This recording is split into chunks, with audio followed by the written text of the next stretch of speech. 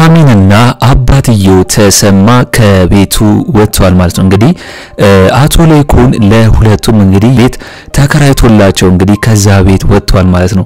እንግዲህ ከዛ ቤት በመውጣት የተደሰተችው እንግዲህ ሁሉም ናቸው። ዛጋ እናትየውም ወይዘሮ ዝናሽ እንደገና ኤደንም እንደገና ደግሞ ኤሚም አሁን ከመምጣቷ እንግዲህ የኑሃሚን መውጣትና ተሰማ ከዛ ቤት መውጣት በጣም ደስ ብሏቸዋል ማለት ነው። ነገር ግን አሁንም ቢሆን ለይኩን ለሁለቱም እንግዲህ ቤት ሊገዛላቸው ነው። እስከዛ ተከራይቶላቸዋል። ነገር ግን ቤት እንደሚገዛላቸው ቃል ገብቶላቸዋል። የዚህ የቤት መግዛት ደግሞ ያልጣማት ወይዘሮ ዝናሽ አሁንም ቢሆን እንግዲህ ለኑሃሚን አቶ ለይኩን እንዲገዛላቸው አትፈልግም ማለት ነው በቃ። ነገር ግን አቶ ለይኩን እንግዲህ እኔ እንግዲህ የተትረፈረፈ ሁሉም ነገር ስላለኝ በገዛላቸው አንቺ ምንም መጨነቅ የለብሽም ከኛ ምንም ነገር ሚጎል ነገር የለም ብሏታል። እንግዲህ አቶ ለይኩን በጣም የተባረከና ጥሩ የሚያስብ ነው። እንግዲህ ድሮ አቶ ተሰማ ለአቶ ለይኩን ያደረገለት ነገር በጣም ብዙ ስለሆነና አሁን ላይ ደግሞ አቶ ተሰማ በዚህ ሁኔታ ውስጥ ሆኖ ሲያዩ ነው እንግዲህ አቶ ለይኩን ይህ ነገር ለማድረግ ያስገደደውና እንግዲህ የድሮም ጓደኛው ስለሆነ ይሄን ነገር እያደረገ ያለው ማለት ነው በቅንነት። ሌላው ጉዳይ ምንድነው? ዳግም እንግዲህ ከቤቱ ገብቷል ማለት ነው። ወይዘሮ ዝናሽ ዳግም ሲመጣ ደንግጣለች። እንዴት መጣ ብላ እንግዲህ ዳግም የወይዘሮ ዝናሽ ልጅ እንደሆነ ይታወቃል። ነገር ግን አሁን ላይ ወይዘሮ ዝናሽ ለአቶ ለይኩን ያለችው የጓደኛዬ ልጅ ነው እንግዲህ የናትየው ሞታለች ለዛ ነው እዚህ የመጣው ብላ እንግዲህ እየዋሸች ነው ያለችው ማለት ነው። ነገር ግን ዳግም ይሄ ውሸት አልተመቸው ማለት ነው። እንግዲያውስ የቤቱ ሁሉም እንግዲህ ሁሉም እዛ ያሉት ወንድሞቹ እንደሆኑና እሷም እናቱ እንደሆነች ለቤተሰቡ እንዲናገሩ ነው የሚፈልገው ዳግም አሁን ላይ በእናቱ ወይዘሮ ዝናሽ ልክ ይመዞባታል። ምክንያቱም እንግዲህ ከአባትየው እሷን ማለት ከለይኩን ሳይሆን እንግዲህ ከሌላ አባት ከወለደችው በኋላ ነው እንግዲህ ጥላው በዛው ጠፍታ የቀረችው ማለት ነው እዚሁ አዲስ አበባ። ለዛም ነው ይሄ ነገር እያስጨነቀው ያለው ዳግም ማለት ነው። ስለዚህ ዳግም በዚህ ነገሩ ስለተናደደና ስለተበሳጨ መቼም ቢሆን እንግዲህ ወይዘሮ ዝናሽ የምትለው ሌላ ቤት ተከራይታለት እንድትኖር ብትፈልግም ነገር ግን የሷን ምኞትና የሷን ሐሳብ መቼም አይፈልግም። ስለዚህ እዚሁ ቤት እኖራለሁ ብላ እዚሁ ቤት እንደሚኖር ነግሯታል ማለት ነው። ወይዘሮ ዝናሽ እንግዲህ ይሄ ጉድ ማን እንደሚያቅ ታውቃለች። እሷም እንግዲህ ኑሃሚን ነች የወይዘሮ ዝናሽ ዳግም ልጅ መሆኑን የምታውቀው ማለት ነው። ነገር ግን ኤርሚያስ እንግዲህ ኑሃሚን ወይዘሮ ዝናሽን ልጅሽ መጥቷል ምናምን ስትል ይሄን ጉዳይ ከኔና ካንቺ ውጪ ማን ያውቃል ብሏት ጠይቋት ነበር። ነገር ግን እንግዲህ ወይዘሮ ዝናሽ የመለሰችለት መልስ ብታቅም ባታቅም ምንም አታመጣም። ምክንያቱም አሁን ላይ ኑሃሚንን ከዚህ ቤት ስላስወጣቻት እንግዲህ የምትፈልገው እሱ ስለሆነ ለሷ አሁን ላይ ምንም ስላልመሰላት ነው ማለት ነው። እንግዲህ ኑሃሚን ዳግምን ስታየው ደንግጣለች። ምክንያቱም ከዚህ በፊት ዳግም ኑሃሚን ልትሞት ስትል ወይም ደግሞ እንግዲህ ያንን ኪን ልትውጥ ስትል ያዳናት ነፍሷን ያተረፈላት ስለሆነ አሁን ላይ እንግዲህ ዳግም ኑሃሚንን ሲያዝ ደንግጧል። ኑሃሚንም እሱን ስታየው ደንግጣለች ማለት ነው። ይሄ ነገር አጋጣሚ መገጣጣሙ እሷም ገርሟታል።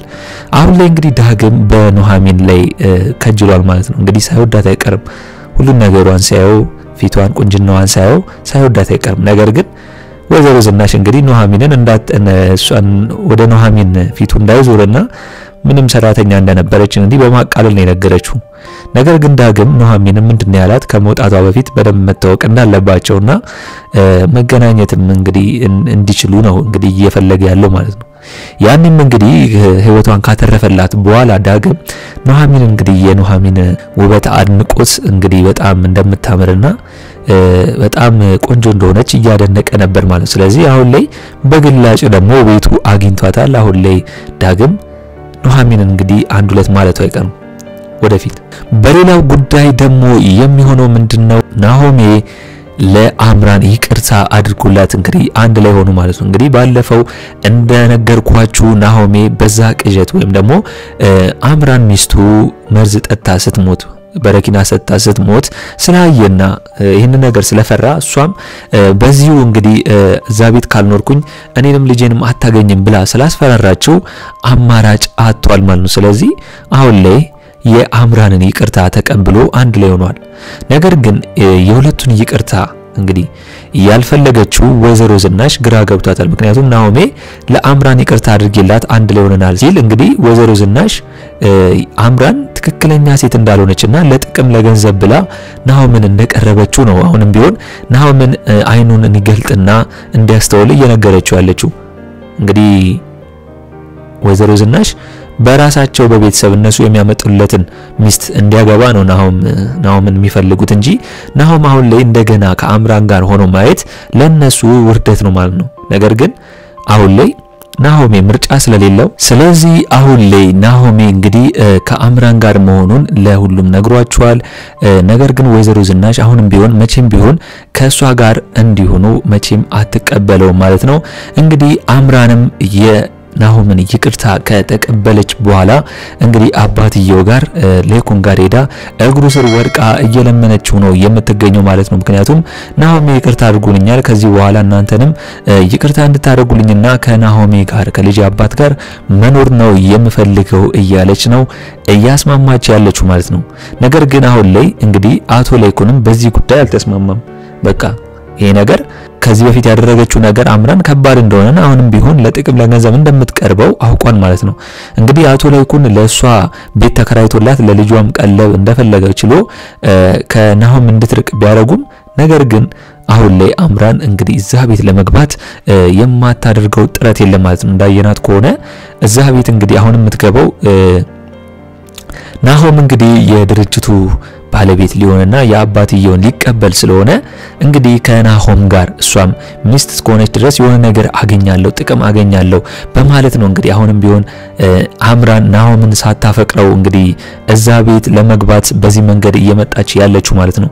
ስለዚህ አምራን በዚህ ሐሳቧ ጸንታለች። እዛ ቤት የመግባቷ እድል ቻንስ ደግሞ እንግዲህ 50-50 እየሆነ ነው የመጣው ለጥቅም ለገንዘብ ቢሆን ናሆም እንግዲህ እንደሚወዳትና እንደሚያፈቅራት የታወቀ ነው። ስለዚህ በሷ አሁን ላይ መጨከን ስለማይፈልግና ከዚህ በኋላም እንግዲህ ከሷ ጋር እንግዲህ መኖር እንደሚፈልግ ነው የተናገረው። ነገር ግን አምራንን ነግሯታል።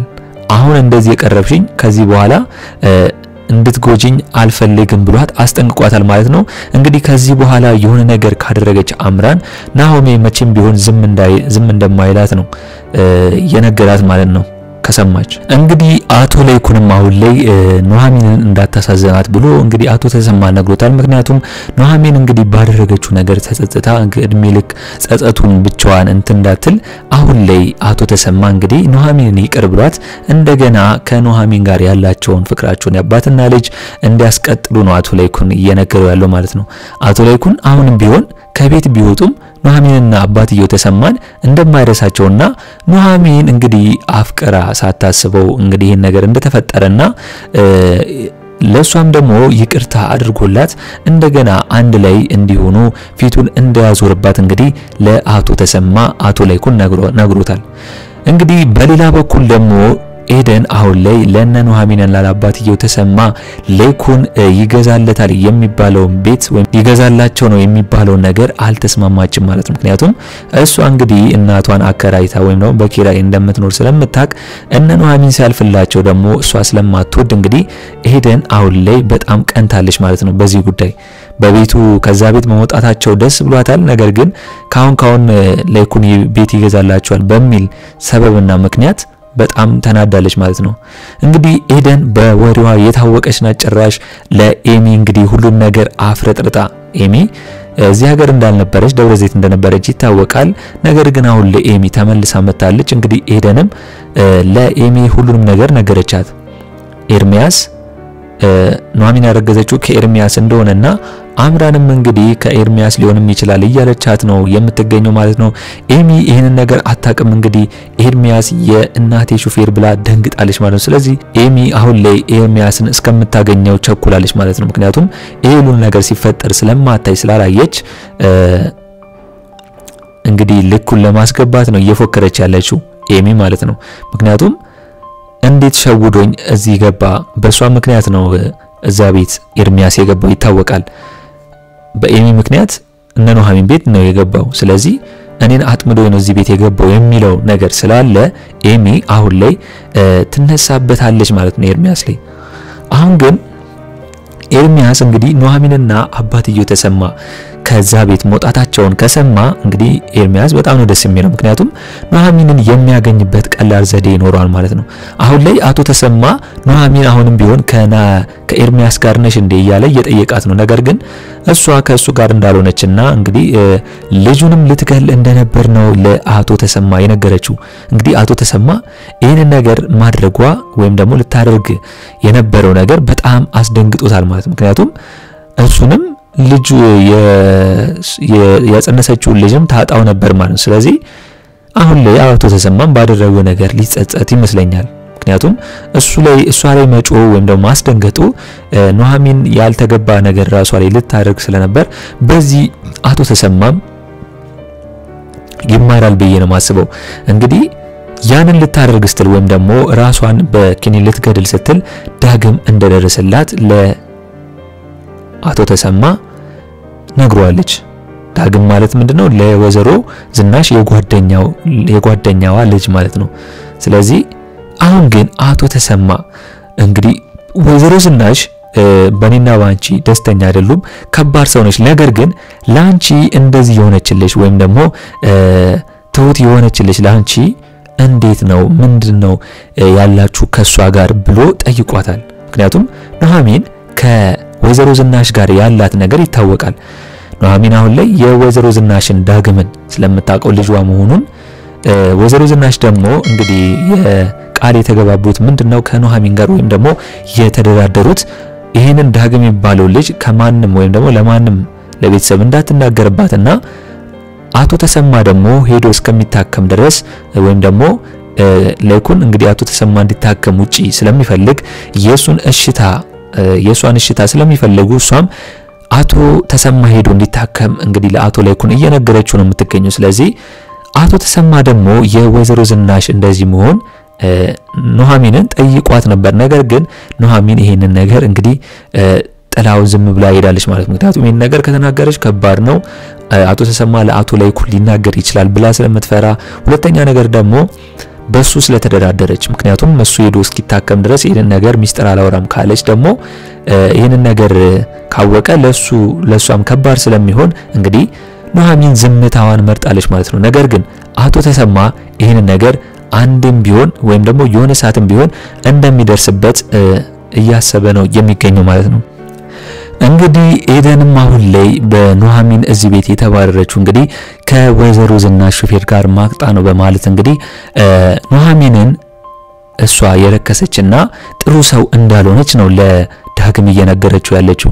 ነገር ግን ዳግም ያ ሁሉን ነገር ስለሚያውቅ ከዚህ በፊት የወዘሮ ዝናሽ ሹፌር ባይሆንም ኤርሚያስ ፍቅረኛው እንደሆነች እንግዲህ የዛኔ ስላየ ደንግጣለች ማለት ነው አሁን ላይ ኤደን የዳግም ትኩረትን እየፈለገች ነው ማለት ነው ምክንያቱም ዳግም ቆንጂዬ ስለሆነ እንግዲህ የወዘሮ ዝናሽም የጓደኛ ልጅ ስለሆነ ሀብታም ነው ብላ ስለምታስብ ኤደን ከዳግም ጋር መሆን ስለፈለገች እንግዲህ ትኩረቱን እየፈለገች ነው ነገር ግን አሁን ላይ ዳግም ትኩረቱ ያለው ኑሐሚን ላይ ነው ኑሐሚን ካያት ጊዜ ጀምሮ እንግዲህ ስለሷ እንግዲህ እያሰበና እያጣራ ነው የሚገኘው ማለት ነው አሁን ላይ ዳግም እንግዲህ ከኤሚ ጋር ተተዋውቋል ማለት ነው እናትየው ወዘሮ ዝናሽ ዳግምን እንግዲህ የጓደኛ ልጅ ነው ብላ ኤሚን አስተዋውቋለች ማለት ነው ኤሚም እንግዲህ ዳግምን ስታየው እንግዲህ ሻፍዳበታለች ኤሚ አሁን ላይ ዳግም በጣም ቆንጆ ልጅ እንደሆነና በጣም የሚያምረው ብላ እንግዲህ ለእናቷ ነግራለች ማለት ነው ነገር ግን እናትየው ወዘሮ ዝናሽ ዳግም የሚባለው ልጅ ከኤርሚያስ የባሰ መሆኑን ለኤሚ ነግራታለች ማለት ነው ነገር ግን ዳግም ያጠፋው እንግዲህ እጇን የኤሚን እንግዲህ ተተዋውቆ እጇን ሲስማት ነው ኤሚም ወደዛ ነገር ልታስብ እየቻለችው ብዬ ነው ማስበው እስኪ እናንተ በዚህ ጉዳይ ሐሳብ አስተያየታችሁን ኮሜንት ላይ አስቀምጡልኝ ሌላው እንግዲህ ናሆምም ከዳግም ጋር ተተዋውቋል ዳግም አሁን ላይ ሁሉም ቤተሰቦቹን እየተዋወቀ ነው ስለዚህ ከናሆም ጋርም ተተዋውቋል እንግዲህ ወይዘሮ ዝናሽም የጓደኛው ልጅ እንደሆነች ለናሆም ነግሯለች ናሆም ግን እንግዲህ ከዳግም ጋር ሲተዋወቅ አላምንም ማለት የጓደኛ ልጅ ነው የምትለው ነገር አያመንም እንግዲህ አቶ ላይኩንም ወይዘሮ ዝናሽን ጠይቋታል ይሄ ልጅ የማን ልጅ ነው የጓደኛ ልጅ ነው የምትለው የማን ነው ብሎ ለማጣራት ፈልጎ ነበር ነገር ግን እንግዲህ እሱ አቶ ላይኩን ይሄ ቤት እንግዲህ ለሁሉም ይበቃል ችግር የለውም መኖር እስከፈለገበት በነጻነት ይችላል ብሏታል ማለት ነው ነገር ግን አሁን ላይ ወይዘሮ ዝናሽ ይሄ ነገር እንዳይሰማባት አሁንም ቢሆን ዳግምን ሌላ ቤት ተከራይታለት ሌላ ቤት እንዲሆን ነው የምትፈልገው ነገር ግን ዳግም እንደዚህ አይነት ቤት አንዴ ከገባ በኋላ መቼም ቢሆን እንደማይወጣና ከእናቱ ቅፍ ስር መኖር እንደሚፈልግ ብዙ አመት እንግዲህ በብቸኝነት እንዳሳለፈና አሁን ግን ያንን ነገር እንደማያሳልፍ ነግሯታል ማለት ነው ስለዚህ አሁን ላይ ዳግም ይዞ የመጣው ነገር ያለ ይመስለኛል ብቻውን አይመስለኝም ምክንያቱም ይሄን ሁሉ አመት ይሄን ሁሉ ጊዜ ወይዘሮ ዝናሽ እንግዲህ ጠፍታበት እናቱ ሆና ጠፍታበት እዚህ መሆኗን ካወቀ ጊዜ ጀምሮ በጣም ተጎድቷል ማለት ነው ስለዚህ አሁን ላይ ጉዳቱን ዳግም እዚህ ቤት ከመጣ በኋላ የሚያካክስ ነው የሚመስለኝ እስኪ እናንተ በዳግም ዙሪያ ሐሳብ አስተያየታችሁን ኮሜንት ላይ አስቀምጡልኝ እንግዲህ አቶ ላይኩን ወይዘሮ ዝናሽን ካያት በኋላ ማለት ዳግም ሲመጣ እንግዲህ የፊቷ ላይ የመደንገጥና የመርበትበት ስሜት ካየባት በኋላ እንግዲህ ለብቻዋ አውርቷታል እንግዲህ ያኔ ምሳ ሲበሉ አንድ ላይ ዳግምን አይናኑን ስታየው እንደነበርና ስትርበተበት ስትደነግጥ እንዳያት ነግሯታል ማለት ነገር ግን እሷ እንደዚህ ያስደነግጣት ነገር ምንድነው ዳግም እናት እንግዲህ በመኪና አደጋ ስለሞተችና ስለደነገጠች አሁን ላይ ስላዘነች እንግዲህ እሱን ነው የምታየው በዛ ነው ብላ ዋሽተዋለች ማለት ነው ነገር ግን አቶ ላይኩን እንደ አምራንን ጉድ እንዳወጣው የወይዘሮ ዝናሽንም ቀስ ብሎ የሚያወጣው ይመስለኛል ብዬ ነው ማስበው እሱ እንግዲህ ከአሰበ የማይደርስበት ነገር የለም አቶ ላይኩን ሁሉንም ነገር ለማወቅ ካሰበና ጊዜ ከወሰደ ሁሉም ነገር ሊደርስበት ይችላል ብዬ ነው ማስበው ስለዚህ የወይዘሮ ዝናሽንም ልጅ መሆኑን ዳግም አቶ ላይኩን እንግዲህ በዚህ እየዋሸችው ከሆነ አንድ ቀን ይደርስባታል ብዬ ነው ማስበው እስኪ እናንተ በዚህ ጉዳይ ሐሳብ አስተያየታችሁን ኮሜንት ላይ አስቀምጡልኝ እንግዲህ አቶ ላይኩን አሁንም ቢሆን እንግዲህ ተሰማንና ኑሐሚንን መቼም ቢሆን እንደማይረሳቸውና እንግዲህ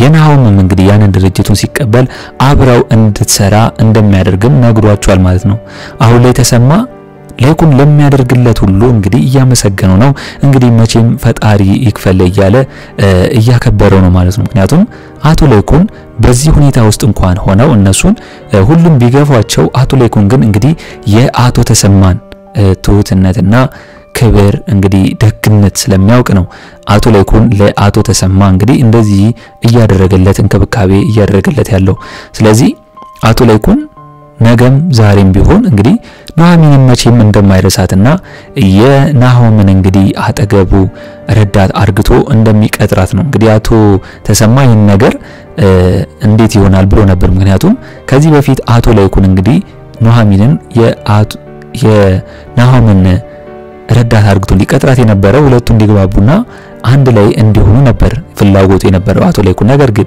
ያ ነገር ስላልተሳካ ይሄን ነገር እንዴት ሊሆን ይችላል ብሎ አቶ ተሰማ ጠይቆ ነበር ነገር ግን መቼም ቢሆን እንግዲህ አንድ ተሳስታለች ነገር ግን ሚስቱ እንኳን ባትሆን እንደ እህቱ ልትሆን ትችላለች ኑሐሚን ስለዚህ እዛ ትቀጥራለች እኔ ድርጅት ላይ ብሎ ለአቶ ተሰማ ቃል ገብቶለታል ማለት ነው ስለዚህ በጣም ነው የሚገርመው አቶ ላይኩን የሚያደርገው ደግነትና እያደረገ ያለው ጥሩነት በጣም ሊያስመሰግን ይገባል ብዬ ነው ማስበው እስኪ እናንተም በአቶ ላይኩን ዙሪያ ያላችሁን ሐሳብ አስተያየታችሁን ኮሜንት ላይ አስቀምጡልኝ እንግዲህ አሁን ላይ ዳግም የሚፈልገው ነገር ምንድነው እንግዲህ እናትየው ወይዘሮ ዝናሽ በደንብ እናቱ መሆኑን ተቀብላለች ነገር ግን አሁን ላይ እሱ የሚፈልገው ፍላጎት ምንድነው ከቤተሰቡ ጋር እንግዲህ ልጄ ነው ብላ እንድታስተዋወቅ ነው እንግዲህ እንዲህ እየዋሸች እስከመቼ እያለ ነው ዳግም የሚገኘው ማለት ነው ነገር ግን አሁን ላይ ወይዘሮ ዝናሽ የምትፈራው ነገር ምንድነው